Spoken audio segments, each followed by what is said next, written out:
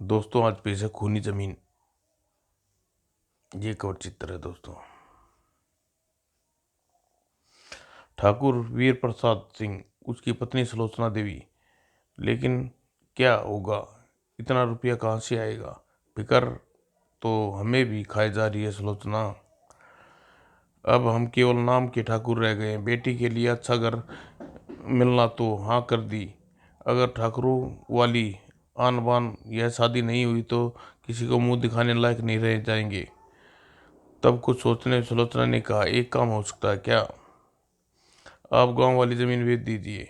अरे हाँ, मैं तो भूल ही गया था, मगर यह कैसे हो सकता है? वह जमीन तो कई वर्षों से पंडित आलोकनाथ की देखरेख में है। तो क्या हुआ? आप जमीन में फसल पैदा करने के लिए दी गई है, उसके मालिक तो आज भी हम हैं। ठीक है, तुम मेरा सामान तैयार करो, आज ही जाकर उस जमीन का सौदा करके आता हूँ। ईश्वर ने चाहा तो सब ठीक हो जाएगा। उसी श्याम ठाकुर वीर प्रसाद ट्रेन से गंगानगर के लिए रवाना हो गए। अगले दिन सुबह जैसे ही तांगे पर ठाकुर अशोकनाथ के दरवाजे पहुंचे, अरे ठाकुर साहब। और जब ठाकुर साहब के आने का कारण बताया तो क्या आप यह क्या कह रहे हैं साहब? मेरी मजबूरी समझो पंडित। नहीं नहीं, भले यह जमीन तुम्हारी है, लेकिन इसे अपना खून पसीना बहाकर सींचा है। यह जमीन नहीं बिकेगी। एकाक पंडित का बड़ा लड़का किशोर गुर्राया। ओ ठाकुर साहब, आप जमीन बेचने का इरादा लेकर आए हैं? यह जमीन नहीं बिकेगी। यह देख ठाकुर साहब सख्त सख्त स्वर में कहा, यह मत बोलो किसना, यह जमीन आज भी मेरी है। लेकिन अगर हम जमीन बिक गई तो हम क्या करेंगे? हम यहाँ गांव छोड़कर कहाँ जा जाएंगे? कुछ भी हो, जमीन मेरी है। मैं इसका सौदा जल्दी ही करके यहाँ से चला जाऊंगा। एकाक किसना गंभीर होकर, तो ठीक है ठाकुर साहब, आपकी अंतिम फैसला है तो फिर हम बीच में पड़ने वाले कौन होते हैं? कल सुबह तक अपना इंतजाम कर लेना। किसना फैसला सुनकर पंडित क्रोधित हो करना चाहा, लेकिन किसना की आंखों से संकेत देखकर खामोश कर दिया। इंतजाम अब कल सुबह ही तक करना होगा। ठाकुर के जाने के बाद, यह तूने क्या किया मूर्ख? अगले माह किसना का ब्याह है। अगर हमें ये जमीन छोड़ दी तो ब्याह कैसे होगा? हम जमीन को नहीं छोड़ सकते। किसना का तो दिमाग खराब हो गया है बापू। मैंने जो कुछ कहा है सत्य सोच समझ कर कहा है। क्या मतलब? मतलब समझाता हूँ। किसना मतलब समझाने लगा। किसना की योजना सुनते ही सबके मुंह खुले के खुले रह गए, आंखें फटी की फटी। और फिर आधी रात को एकाएक ठाकुर साहब की नींद टूटी। तुम तुम्हें जमीन का सौदा करने आए थे का बहुत शौकन है। अब ऊपर जाकर करना सौदा। ये क्या कर रहे हो? और किसना वह ढंग से आलोकनाथ लाठी चलाकर हाथ उठाया और लाठी का प्रहार होते ठाकुर वहीं ढेर हो गया। देख किसना बिसना चिल्लाया, मंगला जल्दी ही कर, मंगला कर दे साले के टुकड़े। और बेड़ी से चमक आंखों में लिए मंगला ठाकुर के ऊपर बेहोश जिस्म पर टूट पड़ा। और उसके हाथ तब रुके जब केवल लाश के 6 टुकड़े में बदल चुका था। अब देखता हूँ कौन बेचता है जमीन। यह क्या कर यह क्या लाश का क्या करें? उस जमीन में गाड़ दो जिसे बेचने आया था, यह ठीक रहेगा। और चारों ने मिलकर ठाकुर के टुकड़े एक चादर में लपेटे और खेत में ले आए। जमीन खोदो। गड्ढा खोद कर लाश उसमें डाल दिया गया। जल्दी करो, सुबह होने वाली है। गड्ढे पर मिट्टी से भर दो। यह कुल्हाड़ी भी गई गड्ढे में। और सब कार्य से फारिग होने के बाद अब कोई नहीं कह सकता यहाँ ठाकुर की लाश दबी है। उधर शहर में सुलोचना देवी परेशान थी। आज 5 दिन हो गए हैं तेरे पिता को गांव वाली जमीन का सौदा करने गए, अभी तक कोई खबर नहीं। माँ पिताजी को 2 दिन में लौटने को कह गए थे। यही मेरी चिंता का विषय है। सोनिया बेटी, जरा अपने चाचा के पास जा, ठाकुर साहब का पता लगाने की कह। चाचा के पास? लेकिन माँ। घबरा मत बेटी, तू तंत्र विद्या में महापंडित है, पर हम सबको बहुत चाहती है। इस समय वही हमारी मदद कर सकते हैं। अच्छा माँ। सोनिया इक्के बग्गी पर सवार होकर अपने चाचा ठाकुर भैरवनाथ से मिलने चली गई। न जाने क्यों चाचा जी को देखकर डरती हूँ, हालांकि हम मुझसे हमको बहुत प्यार करते हैं। एक कब्रिस्तान के बाहर पहुंचकर सोनिया रुक गई। कितना भयानक जगह है, रात का समय तो यह और भी। सोनिया कब्रिस्तान में बनी उस हवेली में प्रवेश कर गई। चाचा जी। वैसे कांपती सोनिया कब्रिस्तान के निकट पहुंची ही थी कि चली आओ सोनिया, चली आओ सोनिया। चाचा जी की आवाज़ मुझे देख रहे हैं। एक जगह पहुंचकर आवाज़ आनी बंद हो गई। दिल धड़कते हुए सोनिया ने पूछा, चाचा जी आप कहाँ हैं? तुम्हारे पीछे। पलटते ही सोनिया के मुंह से चीख निकल गई, डरो नहीं बेटी, सिद्धि प्राप्त करने के लिए ऐसा तो मुझे करना ही पड़ता है। ओह, तुम बताओ कैसे आना हुआ? माँ ने पिताजी का पता लगाने के लिए आपके पास भेजा है। चाचा जी, पिताजी गए 5-6 दिन हो गए हैं। न जाने क्यों मेरे माँ के दिल में भयानक विचार क्रोंद रहे हैं। फिर सोनिया ने वीर प्रताप सिंह के गांव जाने की पूरी कहानी सुनाई। लेकिन आप इस अवस्था में पिताजी का पता कैसे लगा पाएंगे? हाँ हाँ, मुझे भैया का पता लगाने के लिए कहीं जाने की जरूरत नहीं बेटी। जब तक मैं आंखें ना खोलूं चुपचाप खड़ी रहना। नहीं। और भैरवनाथ के चेहरे पर नाचते खौफ को देखकर सोनिया बुरी तरह से उठी, बोली, क्या हुआ चाचा? नहीं, उन दरिंदों को जिंदा नहीं छोड़ूंगा। घर जाकर अपने पिता की मौत का विलाप कर सोनिया। तुम्हारे पिता अब दुनिया में नहीं है। नहीं। उधर कुछ उधर सब कुछ ठीक ठाक था। गांव में किसी को भी ठाकुर प्रताप की हत्या का पता नहीं चला। जो भी जमीन को बेचने की बात करेगा उसका हाल ठाकुर जैसा ही होगा। और साया किसना का था? हाँ, क्यों? ठाकुर मरने के बाद कितने गज जमीन की जरूरत होगी? 2 गज जमीन की। अचानक वो चौंक पड़ा। किसना के सामने जमीन देखते देखते चटकने लगी और उस दृश्य को देखकर किसना के होश उड़ गए। भय से कांप उठा। उस पल जमीन से निकले रहे हुए दोनों हथेलियां किसना के पांव पकड़ लिए। नहीं नहीं नहीं, बचाओ। तीव्र झटका दहशत के कारण जमीन में जा गिरा। दोनों हाथ उसे जमीन में खींचने लगे। बचाओ किसना, मंगला, बापू। और ठाकुर के दोनों हाथ जमीन में खींचते चले गए। दूसरे ही क्षण किसना हवा में तैरती हुई कुल्हाड़ी को पहचान गया। अरे, यह तो वही कुल्हाड़ी है जिसने मैंने ठाकुर के टुकड़े किए थे। और एक कुल्हाड़ी नीचे आई और कुल्हाड़ी पुनः नीचे आई। अंत में उसी समय मंगला और पंडित अशोकनाथ भागे भागे आई। किसना भैया, आहा, कोई नहीं बचेगा, सब मरेंगे। यह किसकी आवाज़ है? ठाकुर की। वह अपनी हत्या का बदला ले रहा है। उसने मंगला किसना को मार डाला। नहीं। कहने के साथ ही मंगला के चेहरे पर भाव छा गया। वह हमें भी मार डालेगा। मंगला, चलो घर। लगता है मंगला डर गया है। इसे घर ले चलो। कृष्णा। कृष्णा की मौत से सब दुखी थे और भयभीत थे, लेकिन आखिर कब तक? एक शाम, चलो मंगला उठो, खाना खा लो। और चुपचाप अपनी अपनी थालियों के आगे बैठ गए। खाना शुरू करो बच्चों। अचानक मंगला के खाने की थाली पंडित लोकनाथ के चेहरे पर मारी। धड़ाक। मंगला के मुंह से विचित्र ध्वनि निकली, मैं तुम्हें जिंदा नहीं छोड़ूंगा। तूने जमीन के लिए हत्या कर डाली। और अजीब गुर्राते हुए मंगला पंडित की गर्दन को अपने हाथों में जकड़ ली। मैं तुम सबको मार दूंगा। एक पल के लिए बिस्ना मानव भूत में बदल गया। जैसे ही होश आया वह चीखता हुआ मंगला पर झपटा। मंगला, होश में आओ। मंगला, यह हमारे बापू का है। क्या हो गया तुम्हें? न जाने मंगला में इतनी शक्ति कहाँ से आ गई। उसने एक झटके में बिस्ना को कई ऊपर तक उछाल दिया। आज तू मेरे हाथों में मरेगा पंडित। उस जमीन से तू कोई सुख नहीं देख सकेगा। बिस्ना, मुझे वो तो यमदूत से कुछ देर, अगर तो बापू की जान ले लेगा।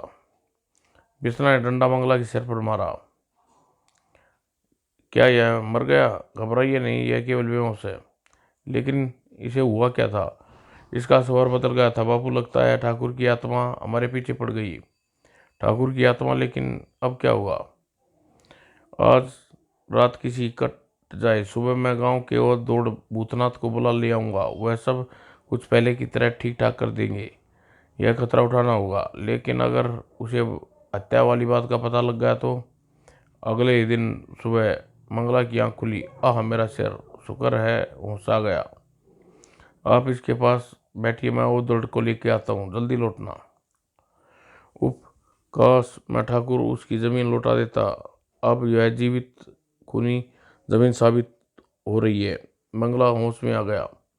कुछ देर बाद बुरी छाया का वास, बुरी आत्मा का वास। तेरे घर में बुरी आत्मा का वास है पंडित। आप कोई उपाय कीजिए बाबा। मैं आपका एक पुत्र खो चुका हूँ, दूसरा नहीं खोना चाहता। चिंता मत कर पंडित, इस बार बुरी आत्मा पकड़कर साथ कुएं में लटका दूंगा।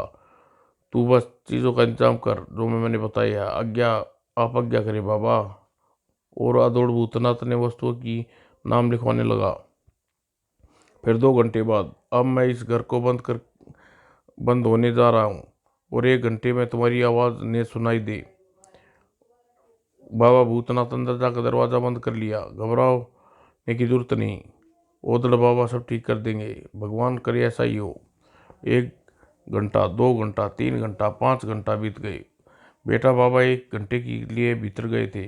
मुझे तो कोई गड़बड़ लगती है। दरवाज़ा खटखटाते हैं। बाबा दरवाज़ा खोलिए। कुछ देर किसी ने दरवाज़ा नहीं खोला। दरवाज़ा तोड़ना पड़ेगा, न जाने क्या बात है। दरवाज़ा तोड़कर जैसे ही भीतर घुसे, तीनों के मुंह से चीख निकल गई। ओ दड़ बाबा मारा गया, हे भगवान।